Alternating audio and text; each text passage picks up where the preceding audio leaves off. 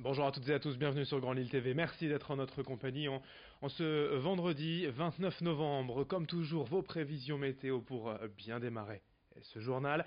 Et cette journée, elle, démarrera encore sous les nuages et la grisaille avec de nouveau des averses possibles par endroits. Mais rapidement, toutefois, le soleil fera son retour avec de larges éclaircies annoncées.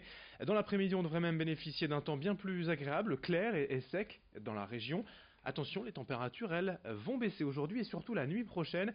9 degrés prévus à Lille cet après-midi et bien moins encore la nuit prochaine et demain. Mais ça, bien sûr, on en reparlera. Dans l'actualité du Grand Lille, tout d'abord, l'annonce de Martine Aubry sur le site web de la Voix du Nord hier soir. La maire de Lille sera bien candidate à sa propre succession pour un 4e mandat en mars prochain. Après des semaines d'attente et un vrai faux suspense, Martine Aubry va donc repartir au devant des électeurs lillois, elle qui avait pourtant annoncé, lors de sa réélection en 2014, qu'elle ne se représenterait plus. La maire de Lille a jugé qu'elle devait, je cite, tenir la barre face aux inégalités, les tensions sociales et la crise climatique. Après cette annonce, nous voilà donc avec le casting complet des prétendants au Beffroi de Lille le 15 mars prochain. La campagne politique va pouvoir démarrer. Autre actualité politique d'ailleurs, mais à hauteur de la métropole lilloise cette fois, suite à l'appel de Warneton lancé lundi par les partis APM, MCU, JDEC, qui pour rappel veulent s'unir pour proposer un nouveau projet métropolitain en 2020. 3 vice-présidents de la MEL et membres du groupe MPC Métropole Passion Commune ont souhaité réagir et dénoncer un appel, je cite, absurde, sans consistance et visant seulement à se positionner politiquement à 4 mois des municipales. Ces élus pointent également une critique facile de partis ayant, selon eux, pleinement participé aux décisions de la MEL avec seulement 1% d'abstention sur les délibérations durant ce mandat. Le groupe MPC affiche au contraire son soutien au bilan de Damien Castelin, une revendication détaillée ici par Sébastien Leprêtre, le maire de la Madeleine, au micro de Rémi Desremeaux. On constate surtout que c'est une critique qui arrive comme par hasard, là à quelques encablures, à quelques mois des échéances municipales et métropolitaines. Moi je ne crois pas au hasard.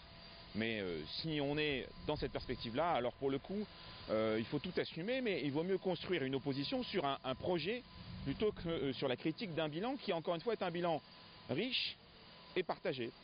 Sur les 6500 délibérations qui ont été adoptées par le Conseil de la MEL depuis le début du mandat, il y en a 99% qui ont été adoptées à l'unanimité. Le bilan, on va le faire au mois de décembre. D'ailleurs, quand on fera le bilan, il sera intéressant de le faire délégation par délégation pour voir quels auront été les élus qui, pendant le mandat, auront été à la manœuvre plutôt qu'au travail. Ça permettra aussi de mettre les choses au clair. Dans cette édition et également face au fléau de la pédophilie dans l'Église catholique, les évêques de France ont demandé dernièrement la création d'une commission indépendante sur les abus sexuels dans l'Église. La CIAZ a déjà enregistré près de 3500 appels de victimes en 2 ans et ce soir commence à Lille un tour de France pour aller à la rencontre des victimes. L'objectif étant de leur donner la parole, d'écouter ces potentielles victimes et à l'arrivée de publier un rapport pour émettre des propositions afin d'éradiquer ce fléau de la pédophilie à l'Église. La conférence c'est ce soir à 18h30 à Sciences Po Lille. Explication recueillie par Xavier Silly. Les personnes qui font la demande d'être entendues par la commission sont reçues à Paris déjà depuis quelques semaines et à Lille du coup sur cette séquence-là de vendredi et de samedi dans des locaux tout à fait neutres, en l'occurrence la maison de l'avocat. Et on a affaire toujours à un binôme d'écoutants, en essayant d'être attentif à ce que systématiquement il y a un membre de la commission forcément dans ces auditions, mais qu'on ait aussi à la fois des personnes qui ont des compétences juridiques et une qualité d'écoute.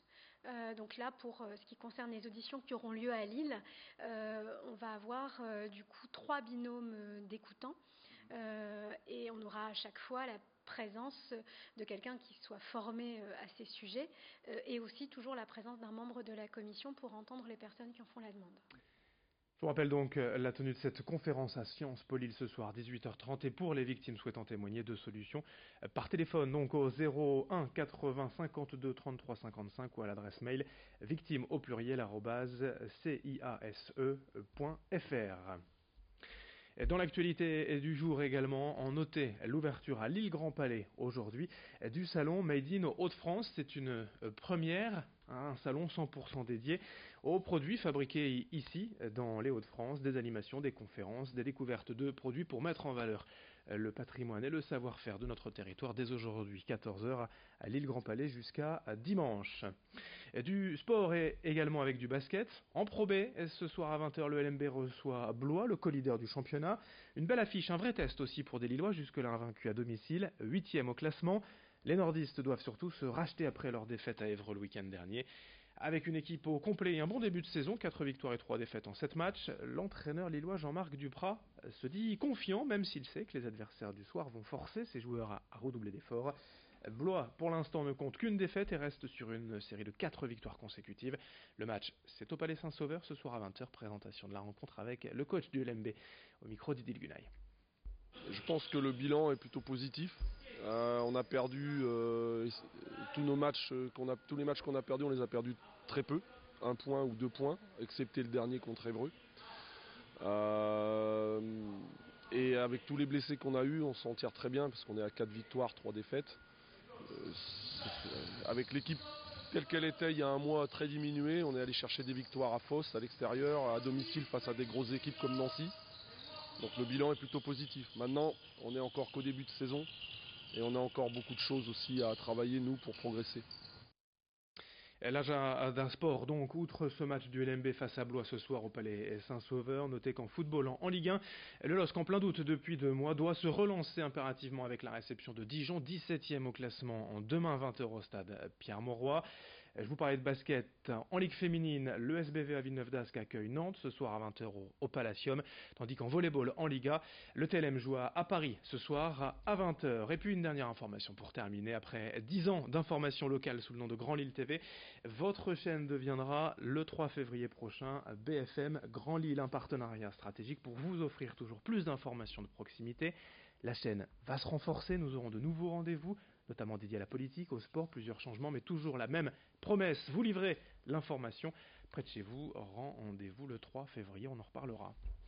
Fin de cette édition sur Grand Lille TV en ce vendredi 29 novembre. Dans un instant, vos prévisions météo puis d'autres infos jusqu'au prochain quart d'heure. Très bonne journée à toutes et à tous.